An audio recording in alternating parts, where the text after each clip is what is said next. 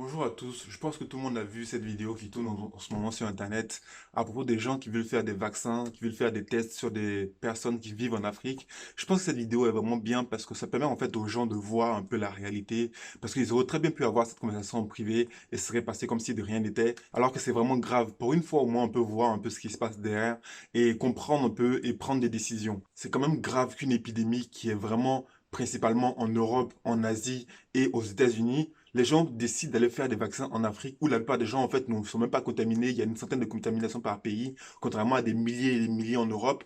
Ils décident d'aller faire des vaccins là-bas alors qu'ils pourraient très bien les faire ici. Pourquoi? Moi, je pense que cette décision, c'est aussi l'image globale de ce que les gens en pensent de l'Afrique en général. Pour vous donner un exemple très simple, quand moi j'étais au lycée, une fois j'ai demandé à mon prof pourquoi est-ce que dans l'histoire qu'on apprend en Europe, etc., on ne parle pas beaucoup d'esclavage, des colonies et un peu de l'impact que ça a eu en Afrique, etc. Et le prof m'a répondu, il m'a dit, je dis pas ça pour te vexer, hein, mais votre histoire à vous, on en parle dans 30 millions d'amis. 30 millions d'amis, pour ceux qui connaissent pas, c'est une émission que les gens font sur les animaux. Donc, en gros, notre histoire à nous, c'est un peu une histoire sur les animaux. Enfin, on est un peu considérés comme des animaux.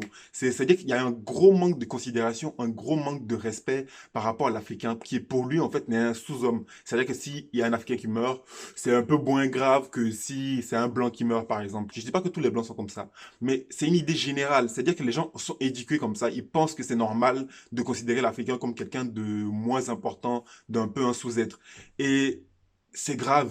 C'est vraiment très grave parce que si on ne se respecte pas nous-mêmes, personne ne va nous respecter. Je pense que c'est aussi un signe pour dire aux Africains qu'il faut arrêter de toujours demander à ce qu'on nous aide, donner l'image de quelqu'un qui fait pitié, donner l'image de quelqu'un qui a besoin d'aide. Il faut aussi montrer qu'on est fort et qu'on peut se débrouiller nous-mêmes. Quand je vois que le vaccin a reçu une approbation de plein de pays pour pouvoir être testé dans le pays, moi, je comprends pas. Je comprends pas parce que je trouve que les gens aussi qui vont être testés, c'est des gens qui ne savent pas. Donc, les présidents, etc., les gens qui dirigent le pays, eux, ils prennent l'argent, ils prennent les choses, ils comprennent jamais rien à la valeur de leur population, à la valeur de leur pays. Et c'est pour ça aussi que les pays européens, les Français, certains du Royaume-Uni, etc., se disent qu'en fait, bah, si lui-même, le président du pays, ne considère pas sa population, c'est que nous, on a le droit de ne pas les considérer aussi. On peut aller là-bas et faire ce qu'on veut. C'est un peu comme une poubelle, en fait. Tu vas et puis tu fais ta merde et en fait, c'est ça. C'est pas si grave puisque c'est rien. Il y a quelques années, je crois que c'était autour de 2007-2008, il y a eu un problème parce qu'il y a le président qui avait accepté en Côte d'Ivoire de recevoir des déchets toxiques qui venaient du Pays-Bas, je crois. Il avait accepté de recevoir 150 millions ou quelque chose comme ça par rapport au pays. Et on se rend compte au fait que ces déchets toxiques ont causé énormément de problèmes par rapport aux personnes qui avaient du mal à respirer, qui avaient du mal à travailler, qui sentaient beaucoup de fatigue, des symptômes de maladies vraiment liés aux déchets toxiques. Et en fait, pour eux, ce n'est pas grave parce que, bon, l'argent est là. Waouh, franchement, quoi. Franchement, je pense que c'est aussi un déclic pour les personnes qui vivent en Europe de se rendre compte, et aussi pour les Français qui parfois, on leur dit que voilà, c'est ce qui se passe en Afrique et ils ont toujours tendance à dire qu'on surestime ce qui se passe là-bas et qu'on croit toujours que c'est de l'imaginaire. Il y a qu'à voir, regardez un peu.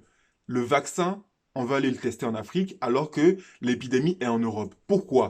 Pourquoi aller le tester là-bas? Pire, c'est que ça a été fait avec d'autres maladies comme le VIH, etc. Donc du coup, les gens allaient là-bas. Ça se trouve même, ils peuvent même mettre de nouvelles maladies dans le corps des gens pour pouvoir tester de nouveaux remèdes. Comme si en fait on allait dans un laboratoire avec des singes ou des animaux, des souris, des rats, et en fait on teste plein de choses pour voir ce qui va fonctionner. Et si ça fonctionne pas, que la personne est morte, bah tant pis, on va pas se dire qu'on a vraiment fait une perte, quoi. Donc voilà, je pense que la réaction maintenant des gens, c'est de prendre conscience et aussi de faire passer le message pour pas que les gens en Afrique, parce qu'ils ne savent pas, ils n'ont pas toujours l'information pour savoir si ce qu'on fait est bien ou si c'est pas bien.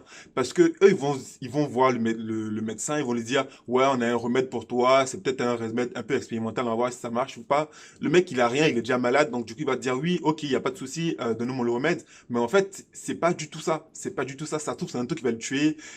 C'est grave qu'on puisse pas être au courant et qu'on puisse pas voir les choses telles qu'elles sont réellement.